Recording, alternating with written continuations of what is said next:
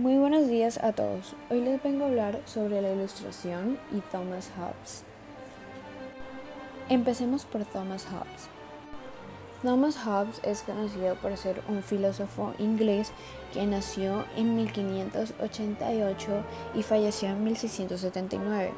Algo muy curioso de Hobbes es que fue muy conocido por una frase que no es de él, pero que sí la popularizó, la cual era: el hombre es el lobo del hombre.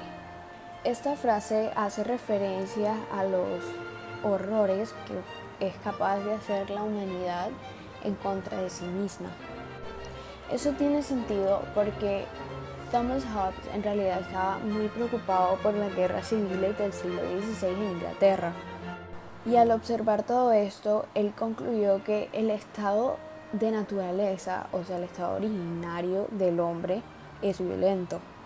Y dijo que esta naturaleza violenta permite a cada uno hacer uso de la fuerza según su conveniencia. Es por eso que él escribe su obra El Leviatán, donde imagina al hombre viviendo sin ley, sin autoridad y sin gobierno, lo cual lo lleva a la violencia. Y concluyó que esto conduce a una guerra de todos contra todos, donde la vida suele ser corta, miserable e insegura. Por eso Hobbes dijo que para salir de esta situación los hombres debían como suscribir el contrato social, la cual se basaba en renunciar a su voluntad individual y someterse a un poder central. Este poder sería el Estado, el cual brinda seguridad y cuya tarea fundamental sería la convivencia pacífica. La forma de gobierno de este contrato social es la monarquía. En el contrato social de Hobbes, el soberano no responde por sus acciones. Ahora que ya tenemos claro el pensamiento de Hobbes, vamos a seguir con la Ilustración. La Ilustración. Pues la Ilustración se conoce como un movimiento ideológico que sucedió en Francia en el siglo XVIII y básicamente fue influenciado por Thomas Hobbes y John Locke. Ellos dos son como los precedentes más cercanos y más claros, aunque Thomas Hobbes defendía una monarquía absoluta, que era lo que se estaba rigiendo en Francia en ese momento. Él la realizaba desde postulados racionales. Y al contrario de Hobbes, John Locke, él defendía la división del poder y el sistema parlamentario inglés. Pero la principal propuesta fue la de John Locke, que fue el perfeccionamiento de la ideología del liberalismo iniciado en Inglaterra. Antes de explicar en sí en qué se basó este movimiento ideológico, primero tenemos como que investigar un poco más sobre el contexto histórico y qué estaba pasando en Francia en ese momento. Por eso les voy a hablar un poco de las condiciones políticas, económicas y sociales de la época. En la política, como dije anteriormente, se daba la monarquía absoluta y en ese momento el rey era Luis XVI. El problema era que había mucha oposición de la burguesía, porque ellos querían mayor participación en las altas esferas del poder. En la parte económica tampoco estaba muy bien.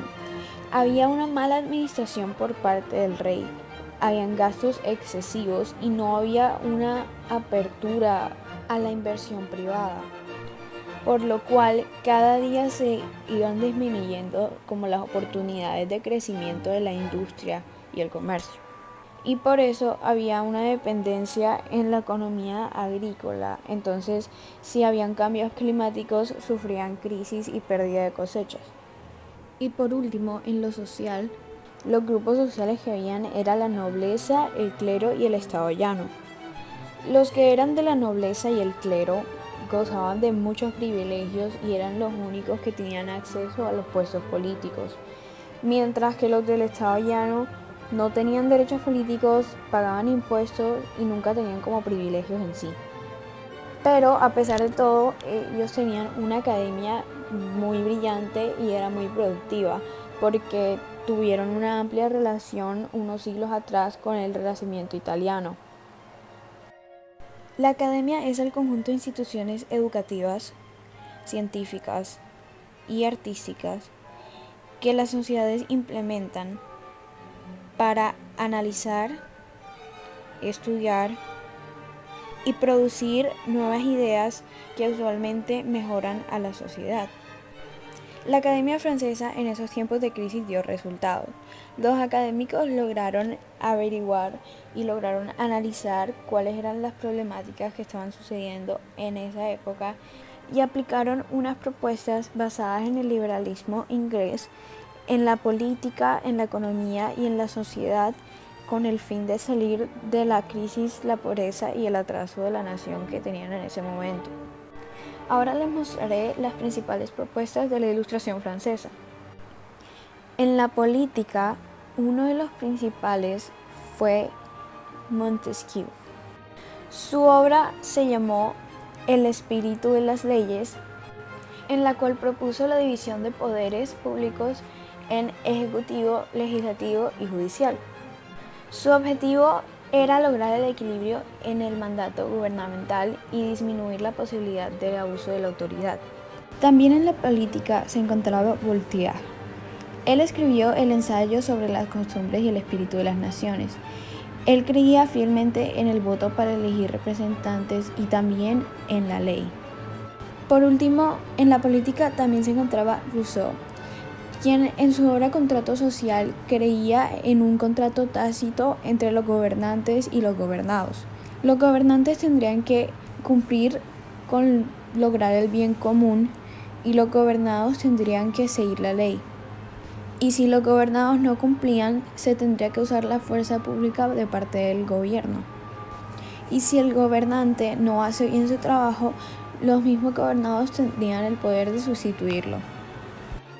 Y bueno, ya siguiendo con la economía, los ilustrados lo que hicieron fue seguir el pensamiento de Adam Smith, el cual decía que la libertad de inversión a la economía privada causaba la reactivación económica de un país.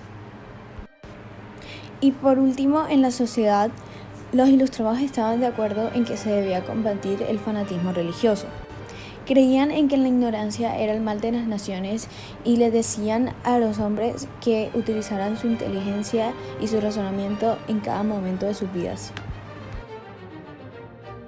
Y eso sería todo. Gracias por su atención.